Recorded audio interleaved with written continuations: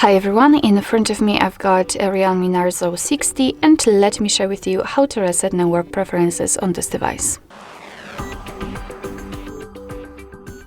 So let's start with opening the settings, and then we have to scroll down to the very bottom to find additional settings. Now let's scroll down again to find backup and reset option, and then tap on reset phone. And as you can see at the top, we've got the option we're looking for, so let's tap on it. We have to actually verify our identity, and then tap on reset network settings.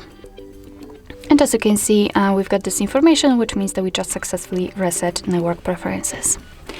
Alright, so that will be all. Thank you so much for watching. I hope that this video was helpful, and if it was, please hit the subscribe button and leave the thumbs up.